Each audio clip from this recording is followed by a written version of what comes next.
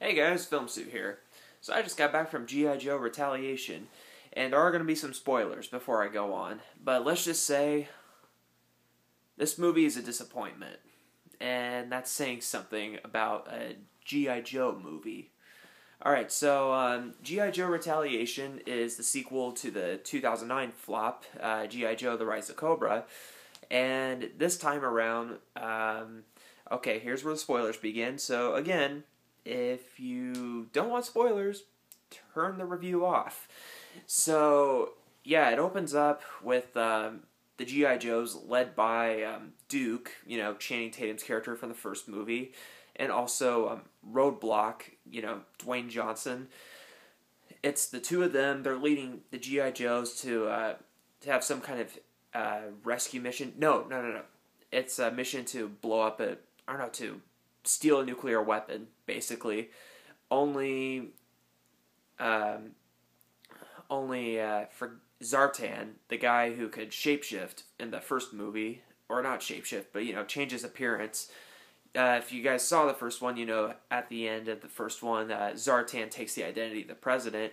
Zartan orders an assassination on all Joes, and all of them, including Duke, die. Yeah, Channing Tatum dies in the first 25 minutes of the movie. And so it's up to Roadblock,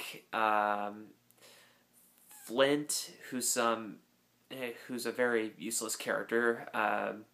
Roadblock, this guy named Flint, and this girl named Lady J, who's played by Adrienne Palicki. The three of them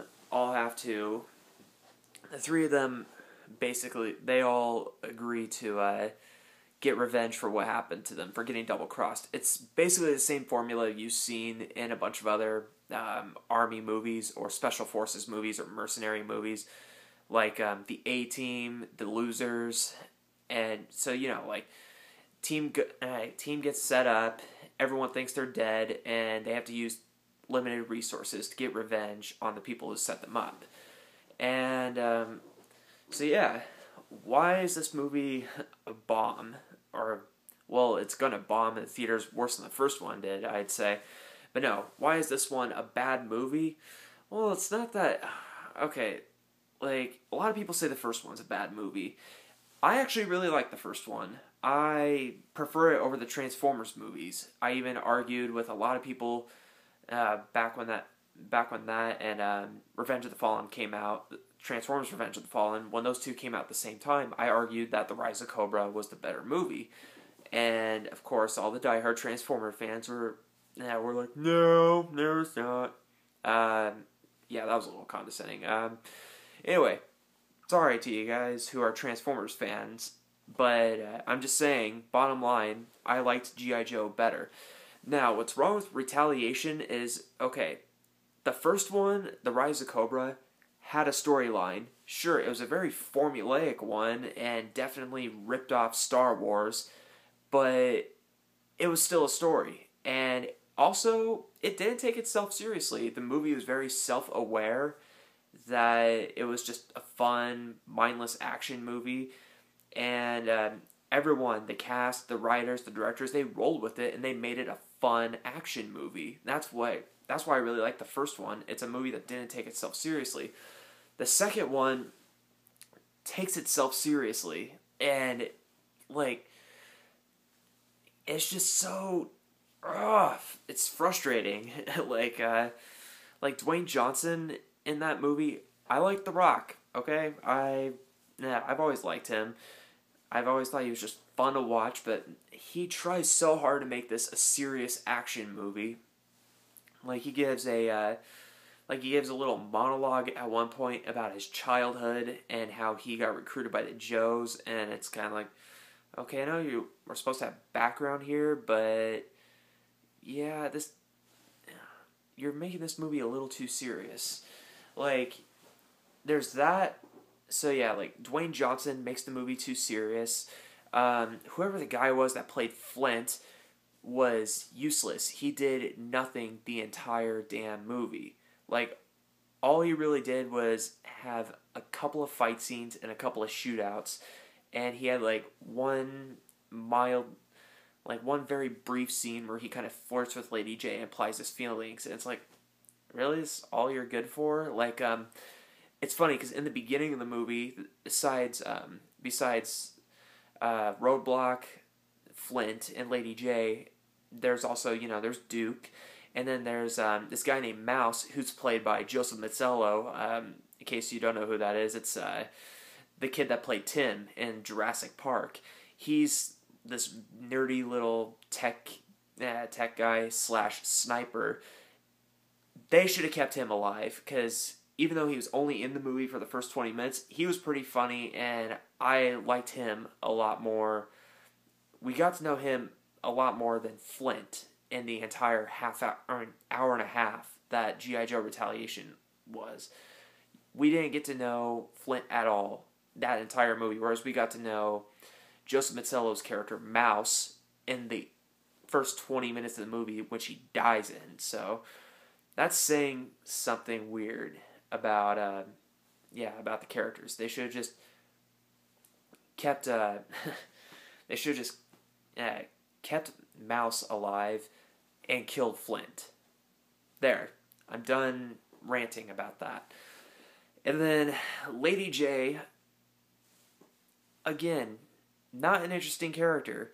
Like, we get the very cliche, oh, I joined the military to prove my dad wrong. It's like, oh my gosh, how many times have we seen this? Like, I mean, again, I know G.I. Joe is not an original movie by any means. Like I said, The Rise of Cobra completely rips off Star Wars in more than one way. This one, though, it's just like they weren't even trying. They got lazy with it. And speaking of laziness, Bruce Willis, what the hell was he doing in this movie? Like, he's Joe Colton, so he's the founder of G.I. Joe, but he does nothing but act like a grumpy old man. And you know that scene in the trailer where he's in the back of a pickup truck with a machine gun just mowing down bad guys before he delivers that my cholesterol level's a little high? Yeah, that's the only action-like thing he does in the whole damn movie. He is pretty much useless the entire movie, which is weird to say about Bruce Willis. Like, we see him do more in The Expendables 2 than we do in G.I. Joe Retaliation. Okay. Yeah. And then, the bad guys... Alright, so, Cobra Commander... Not an interesting villain. In the first one, he was interesting, and it's not just because Joseph Gordon-Levitt played him in the first movie. It's because he actually had a backstory. Like, the first one, that's what made it great. It had a story, and you actually see why the Cobra Commander was doing what he was doing, and I know that... And, I know that we already know about Cobra Commander in the second movie, why he's doing what he's doing, but at the same time, give him something to do, or give him some background. Like, give him more characterization. Like, there was no characterization for Cobra Commander. He just turned out to be a very dull villain. And, yeah. And then, action sequences were were just like, meh. They were average. Like, there were a couple of good ones. Like, there was one really cool scene where Snake Eyes, where he fights... there's one where Snake Eyes fights Storm Shadow, and, if you saw the first one, their fight scenes are awesome. So, they continue to have good fight scenes together. I will say that... there's really not a whole lot of good things to say about this movie. Like... I don't know. Yeah. Oh, well, I guess speaking of Storm Shadow and Snake Eyes, again, spoiler alert. Storm Shadow, he has a backstory where you find out that he's not the one who killed his and Snake Eyes' master, and it turns him against Cobra Commander by this point, and he kind of helps, and he ends up helping the Joes in the end, and that was pretty cool. So we get to know more of Snake Eyes and Storm Shadow, which I mean, those two are my favorite characters of the G.I. Joe series anyway, so I was pretty happy with that. But if, like, then again, the movie didn't focus on them enough, so it's like, eh. And then, what else? Yeah, not a whole lot of other good things about it. I mean, like, and that's really, I mean, it's really a shame when you were one of the few people who stuck by the first movie that everyone hated, and you think, oh, the second one will be good, and then all of a sudden they kill the main hero from the first movie, which lowers the, which completely gives the main villain little to work with. You do that, you take the movie's kind of fun popcorn movie tone and try to make it into a ridiculous serious action movie like Michael Bay does. So yeah, screw with the tone. You don't really make us care about the characters that much, and you give one of our favorite action stars very little to work with.